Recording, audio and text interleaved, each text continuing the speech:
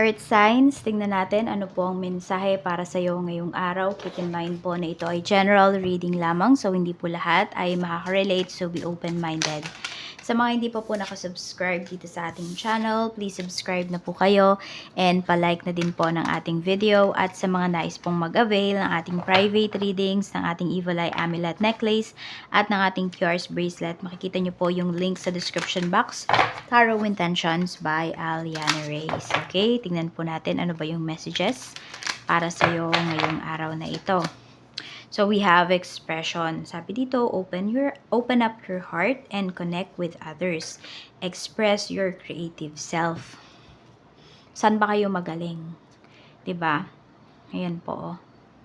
Yun daw po yung pagtuunan ninyo ng pansin. Minsan kasi kaya hindi kayo nag-grow sa isang bagay kasi pinipilit nyo yung sarili nyo na doon kayo magstay.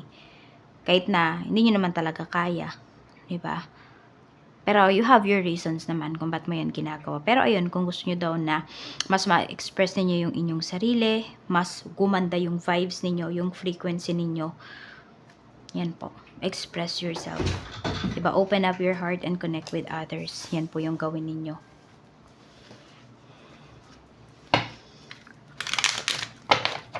Tignan pa po natin kung ano pa yung mensahe para sa'yo ngayong araw na ito. Tignan natin, this is for you, Earth signs, Taurus, Virgo, and Capricorn. We have internet. Okay. Sabi dito, embrace the fact that you are the world. Diba? Paikutin nyo yung, pero parang ano naman nun, maging self-centered kayo. Parang pag sinabi ko, paikutin ninyo ang buhay ninyo sa sarili ninyo. Pero totoo yan, ha? Diba? Huwag nyo pakialaman yung ginagawa ng iba. Focus kayo sa sarili ninyo kasi marami kayong talents. Marami kayong skills, earth signs, na kailangan yung pagtuunan ng pansin. So, wag muna kayo maging concern sa ibang tao. Mas maging concern muna kayo sa sarili ninyo. Sa kung ano ba yung mga pwede ninyong gawin para ma-improve talaga yung life ninyo. We have doctor. Tapos yan, kung meron naman dito, may nararamdaman kayo na kung ano-ano, okay lang naman na mag-ano ha. Okay lang naman na mag-search kayo sa Google kung ano yung nararamdaman nyo, ano ba yung symptoms na yan. Pero, huwag kayong magsi-self-medicate. Ayan, iwasan nyo yan. Kung may nararamdaman talaga kayo, magpa-check kayo sa doktor.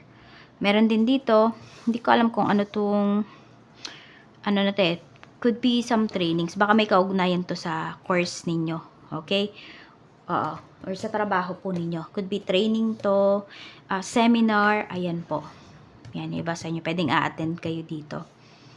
Tignan natin. Or meron ba dito nagpagamot sa online albularyo? Yan, meron ako nakikita dito for some of you. Pero meron po dito, may course kayo na tinetake. Or meron kayong tinetake na something para po sa inyong course. Related sa course niyo para mas ma-improve nyo pa. We have gift. So, meron din dito, doctor na kayo, alam nyo pa na may gifts kayo. Siguro ang dami nyo nakikitang mga spirits, no? Or nararamdaman, nakakaiba. Kung kapag nandyan kayo sa hospitals, yung iba po sa inyo. Okay, tignan natin. We have angel. Tap into your higher wisdom. Ayan po talaga, oh. Sinasabi sa'yo dito ni universe, sinusuportahan ka niya dito, even your mga angels, even your spirit guides, na kayang-kaya mo. So, baka meron dito gusto nyong magdoktor. Pero ngayon, ang ano nyo palang is, ang kaya nyo palang na i-take is nursing. So, ayun, di ba? One step at a time. Yun yung gawin ninyo. Yan, yung iba po sa inyo. Pwede may mga nurse, may mga nandito na nanonood. Ang course ninyo or ang trabaho ninyo is related sa medical field. Tignan natin. Nakaka-heal po talaga kayo. Hindi lang dahil may kaalaman kayo sa siyensya. Sa science, sabi natin. Pero, meron din po kasi talaga kayong gifts. Okay? So, alam mo yun, mas nagiging powerful ka talaga. We have mountain, we have hill. Reach your goals. Ayan. So, may mga, ngayon ba may mga bagay, no, na feeling mo nambablock sa mga gawain mo. So, You should connect lang talaga with your higher self. Some of you need yung mag-meditate. Ayan. Hindi, para malinawan kayo ha, need yung mag-meditate. Marami kayong masasagap na mga mensahe. We have baby. So, parang ganito, yung mga bata. Wag na, mga bata, no? Parang yun sinasabi sa inyong nandito ni universe. Huwag kayong matakot, ma-curious sa mga bagay-bagay. At huwag kayong matakot sabihin yung nararamdaman niya. Di ba may mga bata na, na walang preno sa mga sinasabi nila. So, parang ganun. Sabihin mo yung nararamdaman mo. And huwag ka matakot sa mga pan-judge ng ibang tao towards sa'yo. We have party. O may baby shower ba kayong a-attendan?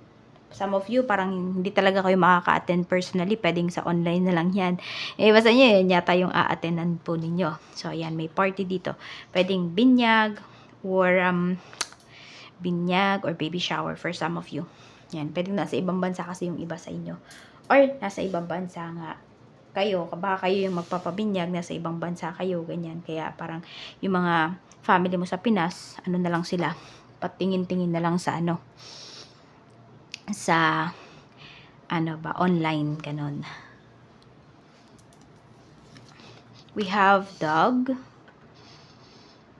Yan, be loyal sa sarili mo, be your own best friend. We have bridge. May magko-connect dito, may magre-reconnect. Okay, may magre-reconnect dito. Pwedeng kayo ng best friend mo, magkakaayos kayo kung meron kayong tampuhan, earth signs. For some of you naman po, okay, may mga tao dito na makakatulong sa'yo. Ayan, kung ano man yung party na pupuntahan mo, meron kang makikilala dyan na pwedeng makatulong po sa'yo. Sabihin natin, kung may business kayo, ayan, madami ka ditong pwedeng maging kliyente. We have airplane. Merong magkikita ulit, parang for so many years. For how many years na hindi kayo nagkita, hindi kayo nagkausap ng taong to. Parang ito lang pala yung magiging sagot. Ito, kung ano man yung pupuntahan po ninyo. Ano man yung a-attendan ninyo. We have music. Tignan mo, parang kumakanta rin to, no? So, iba ba sa inyo, magaling ba kayong kumanta? Malambing ba yung boses ninyo? So, pwede nyo po yung magamit. Ayan, no? Para maka-heal ng mga tao. For some of you naman, para magamit po ninyo, 'di ba? Para kayo ay kumita. So tingnan pa po natin ano pa yung mensahe para sa iyo. So may mga pagbabago sa life mo. Ayan, once na na-express mo yung sarili mo, okay, may mga pagbabago na paparating sa life mo. May ex dito na gustong bumalik. Hindi ko alam kung best friend mo ba siya na naging kayo. Tapos nagkahiwalay. Baka siya yung gustong bumalik sa life mo. Tingnan natin. Okay, babalik kasi yung taong to. Hindi ko alam kung ba't kayo nagkahiwalay eh. Para kasi nakikita ko before, parang wala siyang plano sa buhay or parang sunod lang nga siya sa agos, ganun. Pero pag once kasi bumalik yung taong to, paninindigan ka na niya talaga. Baka may mga tumutol dati sa relationship ninyo. Tapos ngayon, babalik yan na buo na talaga yung decision niya na ikaw yung pipiliin niya, ipaglalaban ka talaga ng taong to.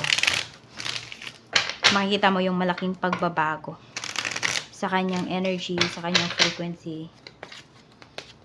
We have Page of Wands.